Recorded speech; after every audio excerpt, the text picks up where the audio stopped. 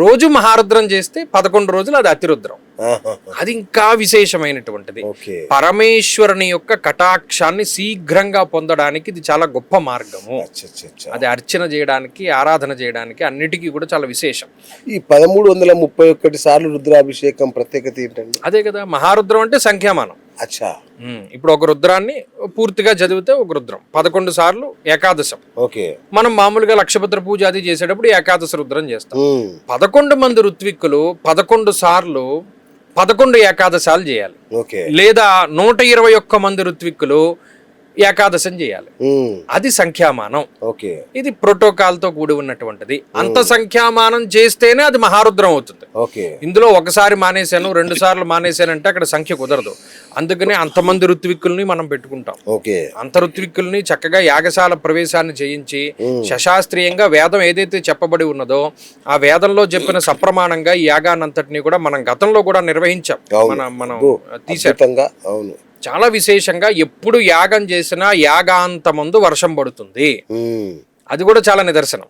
క్రితం సంవత్సరంలో అంతే 3 రోజులు వర్షం పడలేదు. యాగం పూర్ణాహుతి మేము ఒక చోటకు వచ్చాం, భయంకరమైన వర్షం కురిసింది.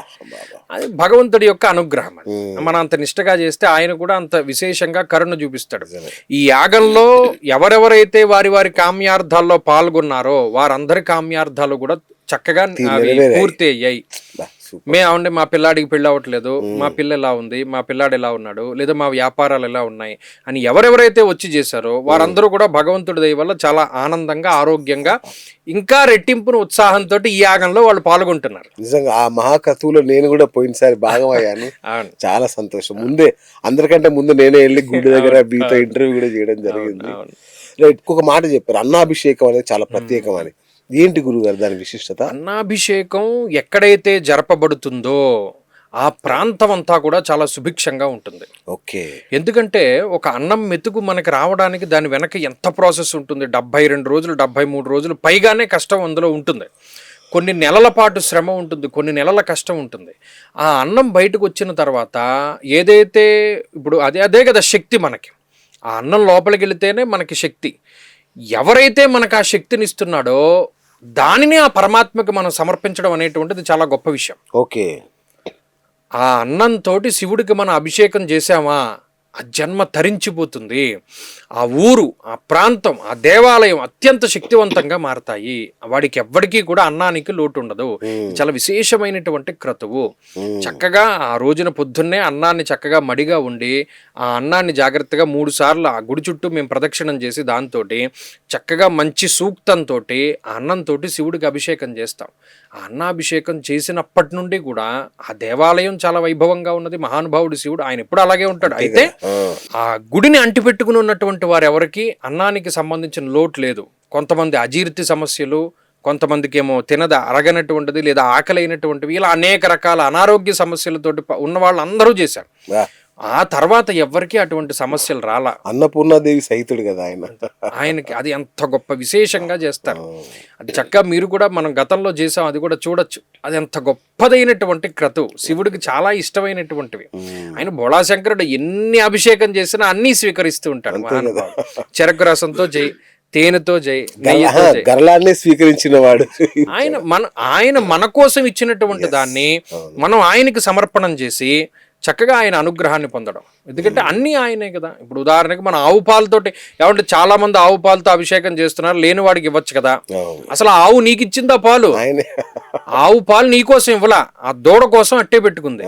ఆ దూడ దగ్గరికి తీసుకెళ్లి నువ్వు దాన్ని ముట్టించి తీసేసి నువ్వు పాలు తాగుతున్నావు. అలా తీమని నీతో చెప్పాడా దేవుడు? చెప్పలేదు. ఆ దూడ కోసం ఆవు పాలు ఇచ్చింది. ఆ పాలు శుభ్రంగా దూడకు పట్టు. మిగిలినటువంటి పాలు ఇది నేను తీసుకోను, ఇది దీనికోసమే. కాబట్టి నువ్వు దేనికోసమైతే ఇచ్చావో అది ఫుల్ఫిల్ అయిపోయింది, మిగతాది ఇది ఎక్సెస్గా ఉన్నది నువ్వే తీసేసుకో. అందుకు ఆవు పాలతో అభిషేకం చేశారు. నేను ఉత్తినే చేయలేదు కదా, మిగతా పాలతోటి చేయలేదు కదా. ఆవు దేనికోసం ఇచ్చింది? ఆ గో మాత దాని దూడ కోసం ఇచ్చింది, దాని స్థితి కోసం ఇచ్చింది ఎక్సెస్గా ఉన్నది పాలు. అందుకని మళ్ళీ నీకు దాంతోనే అభిషేకం చేసేసాను. అది దాని ఆంతర్యం. ఈ మధ్యకాలంలో ఇదేదో నువ్వు లేని వాడికి పోయచ్చు కదా, శివుడికి ఎందుకు పోసి, ఇలా రకరకాలుగా మాట్లాడుతుంటారు. ఇది అలాగే గురుగారు, ఈ అద్భుతమైన ఈ యజ్ఞంలో ఏ రాసుల వాళ్ళు అలాగే ఏ గ్రహ దశలు నడుస్తున్న వాళ్ళు ఖచ్చితంగా పాల్గొనాలి.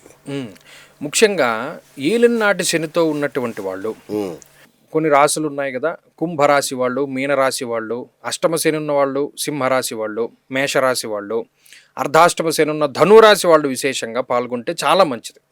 శని మహాదశలు, శనేశ్వరుడి అంతర్దశలు నడుస్తూ ఉన్న వాళ్ళు, బాలారిష్టాలు ఉన్నటువంటి వాళ్ళు, అంటే కొంతమంది పిల్లలకి బాలారిష్ట దోషాదులు, కొంతమందికి అరిష్ట సంకేతమైనటువంటి దశలు నడుస్తూ ఉంటాయి, కొంతమంది అనారోగ్యవంతులు ఉంటారు. వీరందరూ కూడా విశేషించి ఇందులో పాల్గొనవచ్చును. అలాగే ఇందులో ప్రధానంగా దత్త హోమము, దక్షిణామూర్తి హోమం కూడా చేస్తున్నాము. అవి రెండూ కూడా పిల్లల్లో ఆటిజం ప్రాబ్లమ్స్ ఉన్నటువంటి వాళ్ళు, పిల్లల్లో మానసిక ఎదుగుదల లేనటువంటి వాళ్ళు, మామూలుగా ఎదుగుదల లేనటువంటి వాళ్ళు, ఇటువంటి వాళ్ళు ఎవరైనా ఆ యాగంలో పాల్గొనవచ్చును. దానివల్ల దత్తాత్రేయుడి యొక్క, దక్షిణామూర్తి యొక్క అనుగ్రహం కలుగుతుంది. అలాగే యాగంలో పాల్గొన్నటువంటి వాళ్ళల్లో కొంతమంది ఇలా పిల్లలు బాధపడుతూ ఉన్న వాళ్ళకి మేము షణ్ముఖి రుద్రాక్ష ఇస్తున్నాము. దానికి ఏం డబ్బులు పుచ్చుకోరు, వాళ్ళు ఎంత ఇస్తే వాళ్ళు అంత తీసుకుని ఆ షణ్ముఖి రుద్రాక్ష ఇస్తారు. అది ఒరిజినల్ షణ్ముఖి రుద్రాక్ష. కాశీలో మేము తీసుకున్నటువంటివి శివుడికి అభిషేకం చేసినటువంటి రుద్రాక్షలను వాళ్ళకి ఇస్తాము. అది ప్రసాదంగా వాళ్ళు స్వీకరించవచ్చును.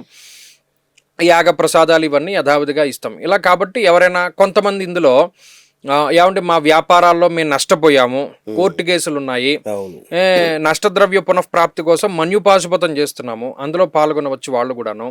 సంతానాభివృద్ధి లేదండి, సంతానం కలగట్లేదు అన్న వాళ్ళు సుబ్రహ్మణ్య పాశుపతంలో పాల్గొనవచ్చును.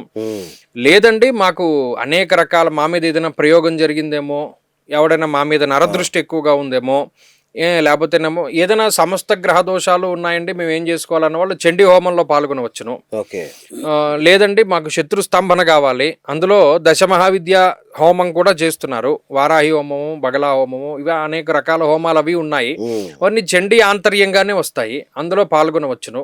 ఇలా వాళ్ళ దీన్ని లేదా మాకు ఇందాక చెప్పినట్టు ఏదైనా అజీర్తికి సంబంధించిన సమస్యలు ఉన్నాయి, లేదు మాకు అనేక అప్పుల బాధలు ఉన్నాయి, డబ్బు లేదు మా దగ్గర, అన్నాభిషేకంలో వాళ్ళు పాల్గొనవచ్చును. భస్మాభిషేకం చాలా మంచిది, చాలా మంది ఉజ్జయిని వెళ్ళి మరీ చేసుకుంటారు.